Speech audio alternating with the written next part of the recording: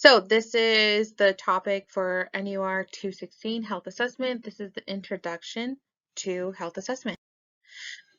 In this PowerPoint, we're going to talk about the overview of health assessment, ethics, safety, and privacy issues, how to prepare for the client interview, assessment techniques, communication skills, and always at the very end of your interview, after assessing your client, we're going to be documenting our findings. All right, so let's talk about the two different types of assessments. You have a comprehensive assessment and you have a focus assessment. So what do you guys think the difference is? When would I do a comprehensive assessment versus a focused and vice versa? And how long would they take? So a comprehensive assessment would be for a brand new patient that just came to the unit. Maybe they've coming from the ED and they're coming up to med-surg, okay, and we need to do a complete assessment on this client. This could take 45 minutes total to do this complete assessment. Also, comprehensive assessments are performed if you're a brand new patient at a PCP office. Now, our focus assessments, this is going to be more of episodic. The client is complaining of a specific issue, so I'm going to do just a focus assessment for that problem.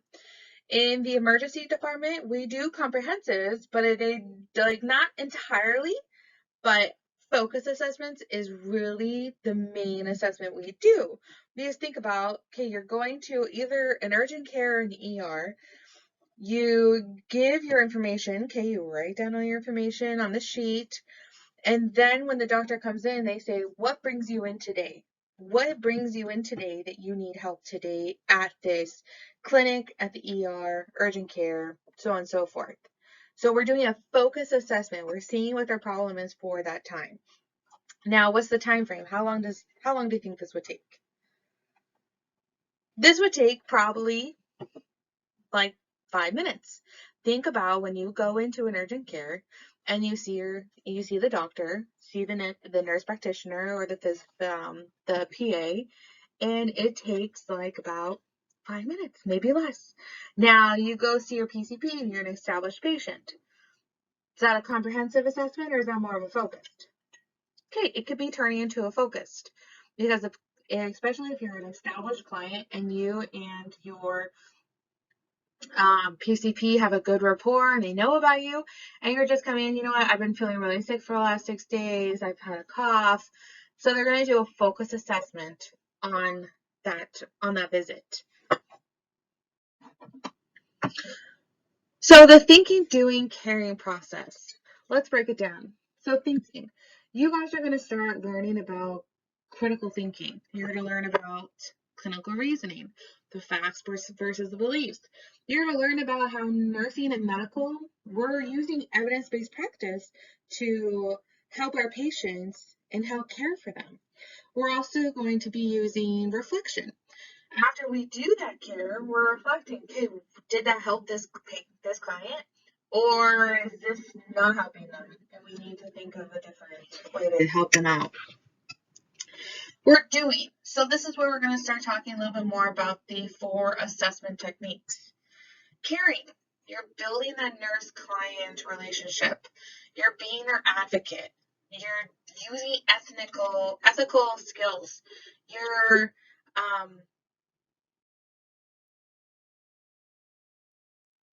just to jump back from the last slide, when we're talking about ethical skills, you are maintaining HIPAA.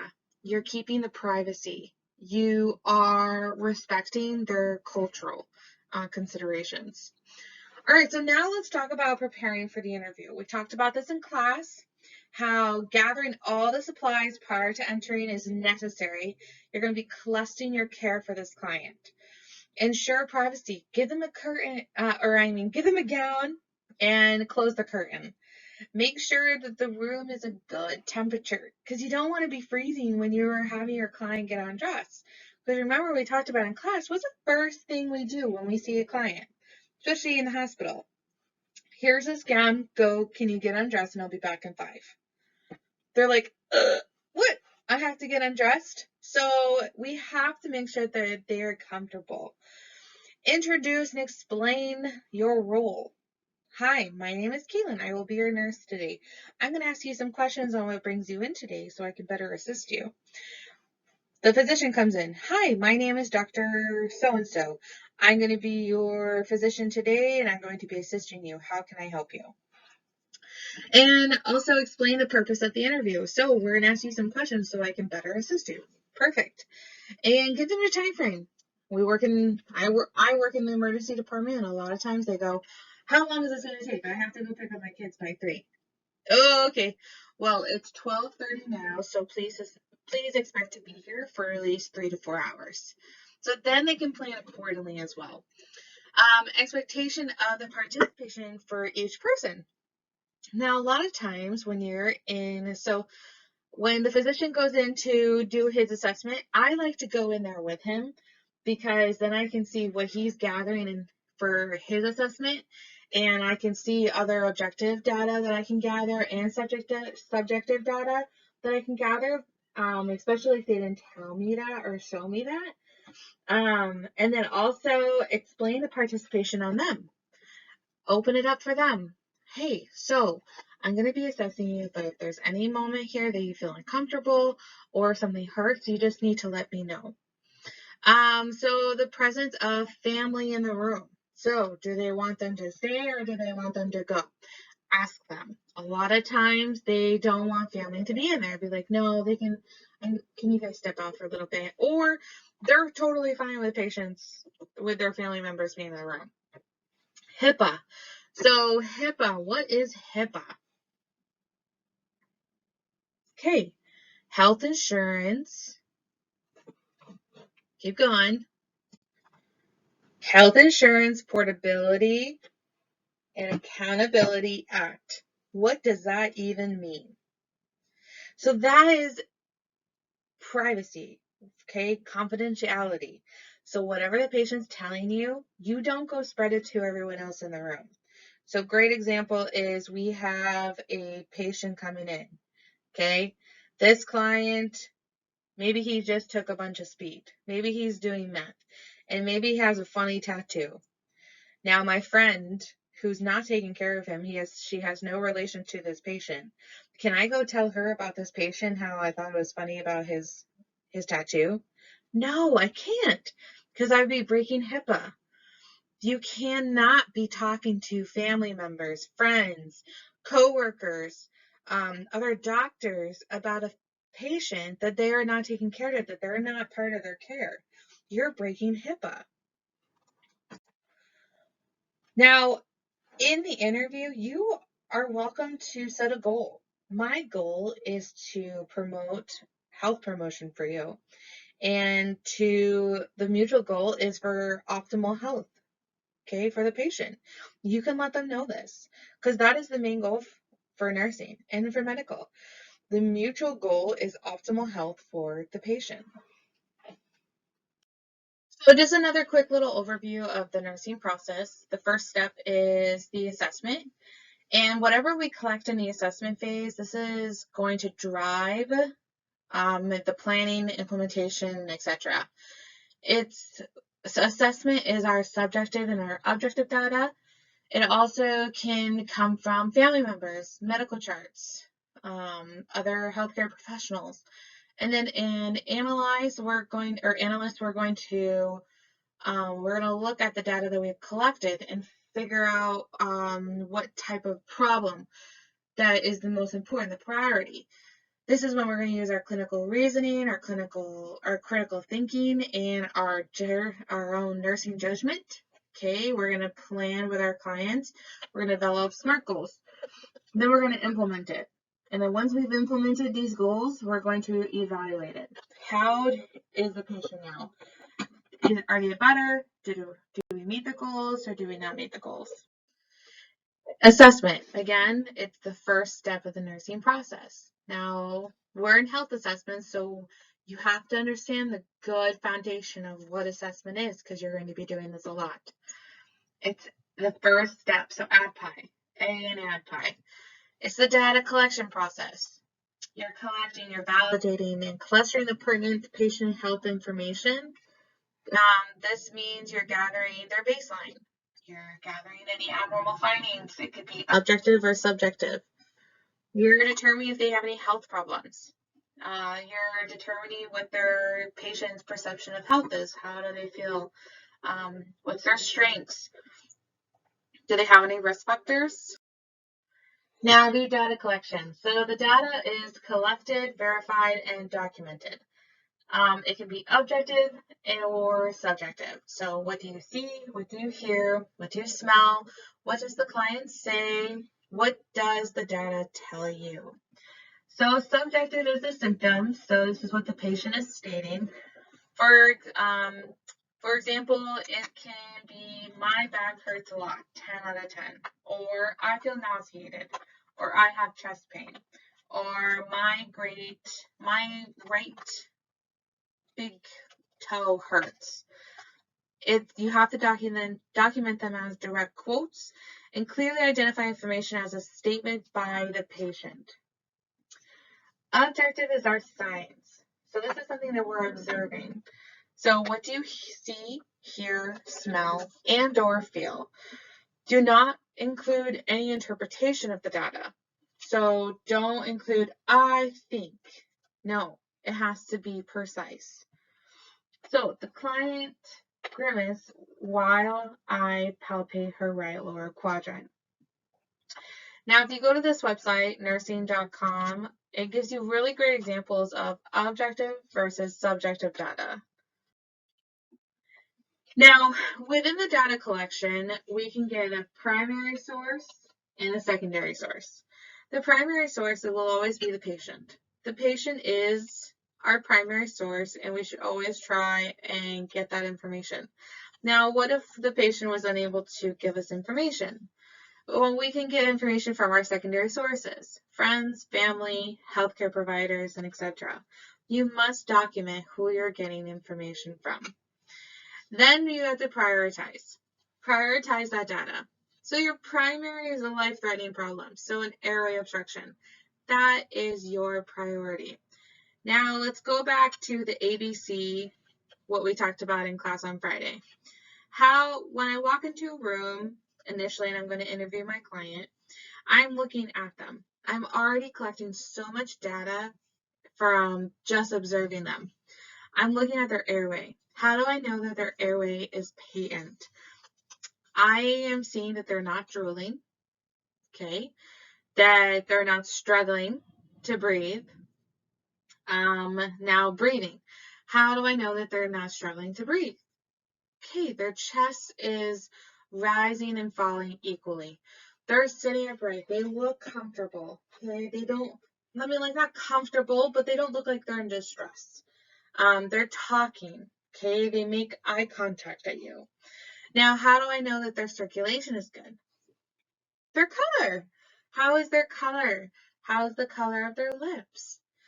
Then, once I know that they're primary, okay, there's no life-threatening problems, I can look at secondary. Is there anything here that requires prompt attention to prevent any further issues? So, do they have extreme pain?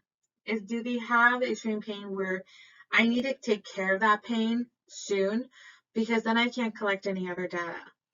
And then tertiary. So it doesn't require immediate attention. So such as if they're getting discharged and I need to educate them on something. Okay, so let's go into. All right, so here's a question. A nurse has just received morning report on her 4 patients. Who should she see first? Okay. So a 41-year-old with a sore throat talking in 4 to 5 word sentences. 83-year-old complains of 3 out of 10 right lower quadrant pain. 55-year-old who is ready for discharge. And a 45-year-old complains of right leg pain and numbness. Who do you think you should see first? If you answered D, that is correct. This client is your priority. He has right leg pain and numbness. The client A, 41-year-old with a sore throat, he is talking complete sentences. It's about 5 word sentences. Okay, that's fine. An 83-year-old who has a 3 out of 10 right lower quadrant pain, stable. I think I would wait on them. And then remember tertiary for C. 55-year-old who is ready for discharge. he's fine. He can wait. But that 45-year-old with right leg pain and numbness, he must be seen. Another question. A charge nurse is reviewing the steps of the nursing process with a group of nurses. Which of the following data should the charge nurse identify as objective data? Now, go back slides before and from your reading, what is objective data? Objective data is what you're observing. So options are, and this is a select all that applies. So look at this as like a true or false. Respiratory rate is 22 per minute. The client's partner states, she said her leg hurts after walking 10 minutes. The client reports 3 out of 10 pain level. The client's skin is pink, warm, and dry. The assisted personnel reports that the client walked with a limp. What do you think?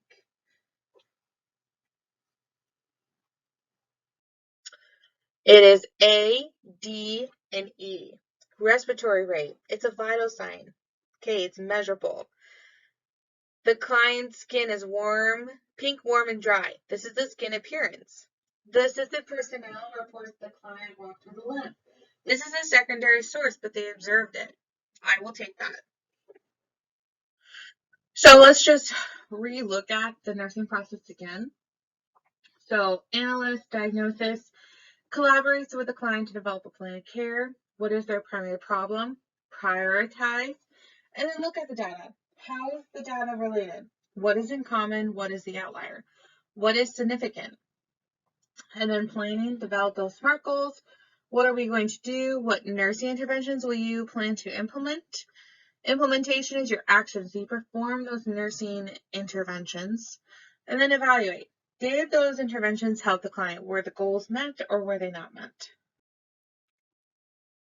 So now we're going to talk about assessment techniques. So when you're doing your physical assessment, you are using your senses: sight, smell, touch, and hearing. Your senses will be focused to assess each person's health state. So each skill is performed one at a time. Inspection is always first. Palpation, percussion, auscultation. Now, when we're assessing the abdomen, it is not in this order. It's always inspection first, then you're going to auscultate the bowel sounds, okay, percuss, then palpate. The reason why we do this is because we need to avoid altering the bowel sounds. Because if I did inspection palpation, I'm pushing on the bowels and I might cause the bowels to sound hyperactive where they're actually hypoactive. So inspection. Again, it begins when you first meet the patient. This goes along with your general survey. As you proceed through examination, you start the assessment of each body system with inspection. You're observing for any symmetry. Okay, you're observing, make sure the right versus the left is equal. Inspection, again, always comes first. You can't go beyond inspection if you don't do inspection first, because if you see something abnormal, then you need to act on it. Direct versus indirect. So what does that even mean? What does it mean to do direct inspection? Direct inspection is with the naked eye. Now, indirect inspection is using an otoscope as a light source, or a magnifying glass, or using just your pen light for light. Inspection requires good lighting, adequate exposure. Palpation.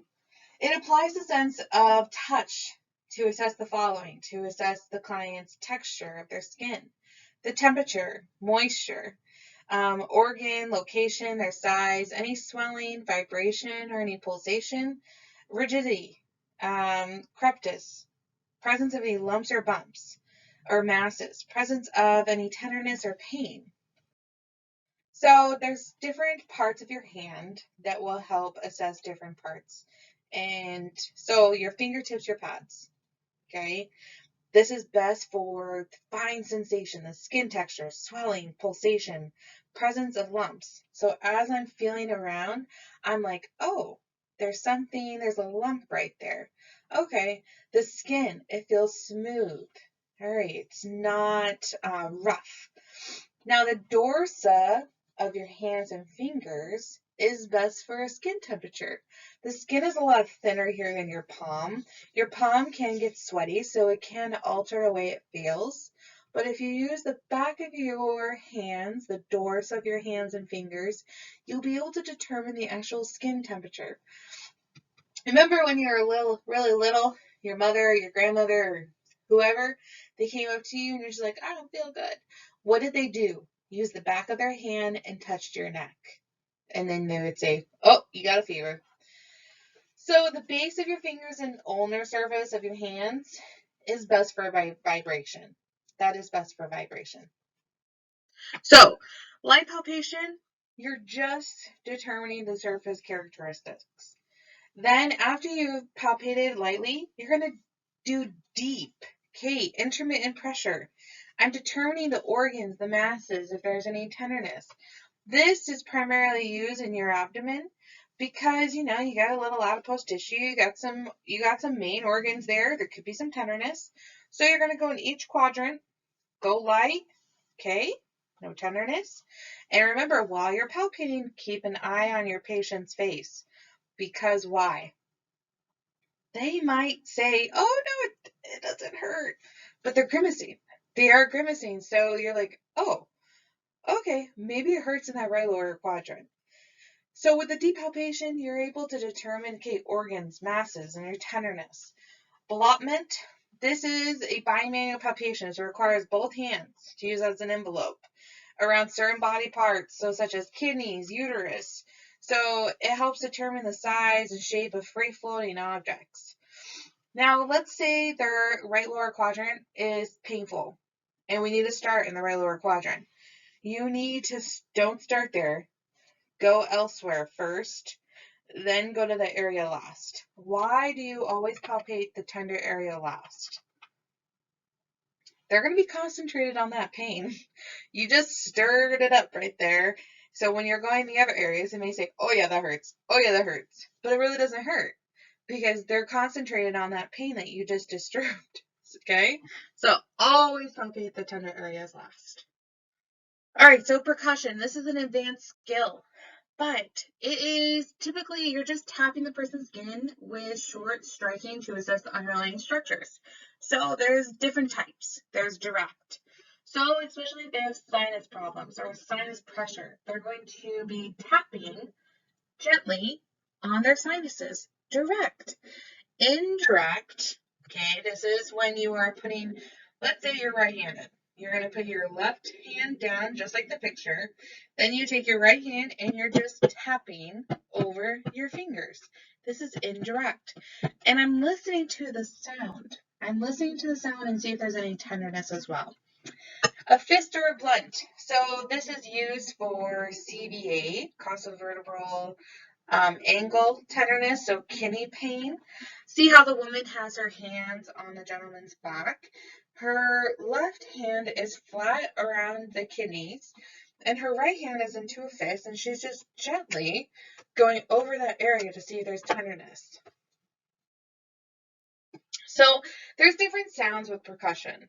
Renaissance is a low, loud, and long sound. This is primarily you'll hear when you're percussing around the lungs. Hyper-Renaissance, this is a low, very low, loud, and long sound. Dull sounds is a high, soft, and short. So liver is a good example. Flat, very high, soft, short sounds around soft tissue. And timpani, you'll hear like a drum. So this week when we're in class, I'm going to have you guys practice. You're going to be laying down, lift your shirts up, and you're going to practice doing the direct, and you're going to be practicing how to percuss on your classmates. And you guys will be able to hear that timpani sound. Auscultation. So auscultation is listening. Remember we talked about our ears, our stethoscope? So listening to the sounds produced by the body. You need to use your stethoscope. So this part here, let me get my highlighter. What is this part of the stethoscope? Correct. That is the bell. What is this part of the stethoscope? Correct. That is the diaphragm. What type of pitches will you hear with the bell? Low pitches. Okay, like heart murmurs, bruits. How about if you're using the diaphragm? What type of pitches? You're going to listen to high pitch. So, heart sounds, your S1, S2, your lub, dub. Okay, bum, bum, bum, bum. Okay, you listen with your diaphragm and you're all the spots on your chest, and then you flip over to your bell and you re-listen on all those spots, and you listen for those low pitches, which is the murmurs. What else do you listen with a high pitch? Okay, vowel sounds. Vowel sounds and lung sounds. Those are high pitch. You'll be using the diaphragm. So let's go over this again. So your stethoscope, your earpieces, they should always be face forward. Okay, think of your ear canal goes downward, right? So if it's facing forward towards the nose, then it's going to fit perfectly in. Then you have your tube. So it transmits the sounds from the chest piece to the earpieces. The bell is used for low frequency, and then your diaphragm is for high frequency. So what can prevent the nurse from hearing true sounds during auscultation? We did touch on this a little bit last week in class. Okay, extra room noise. What if there's patients, or what if the patient's family members are talking? What if the client's shivering? Okay, it's going to cause a little extra sound. If a patient has a hairy chest, it could sound like crackling sounds. Do we listen over the gown? Never. It's stethoscope to skin. Always.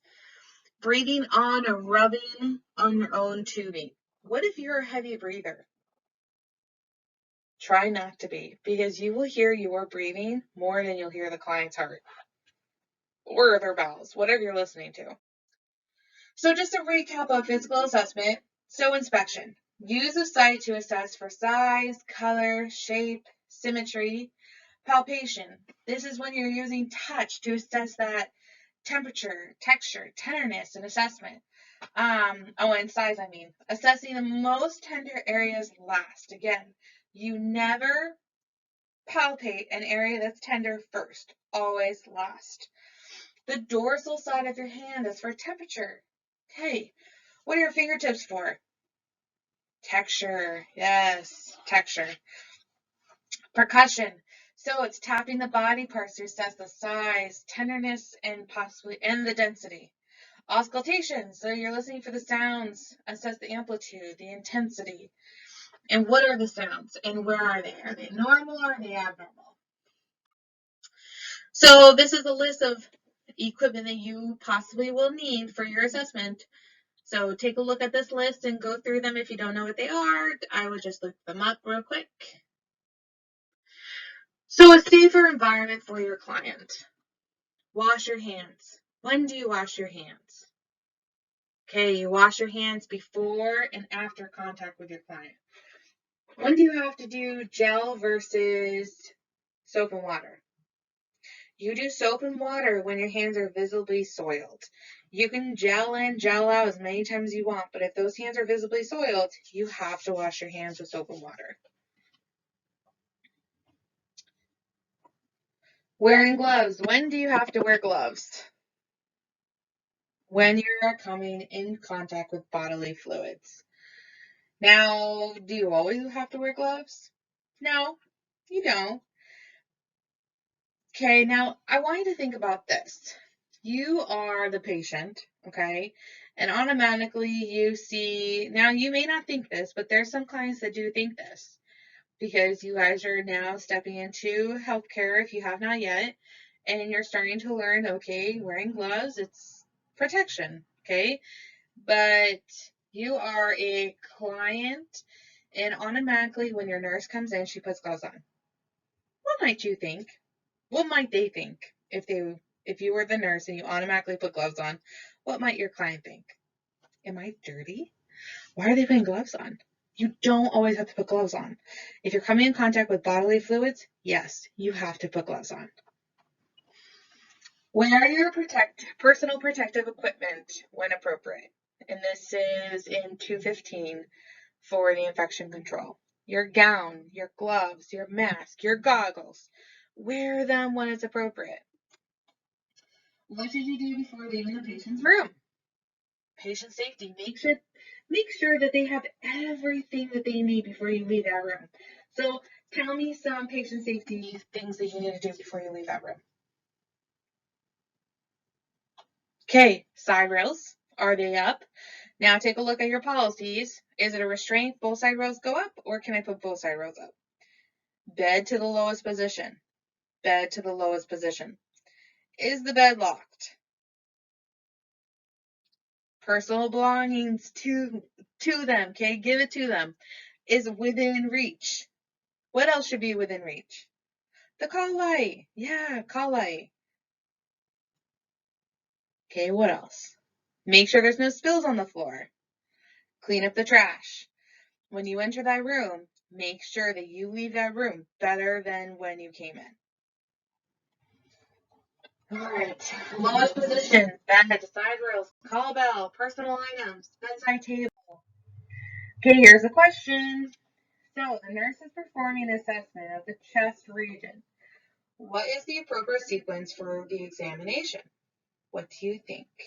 What? Now keep in mind, what is the first thing you're going to do with every assessment?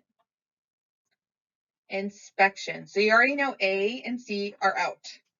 So is it B or D?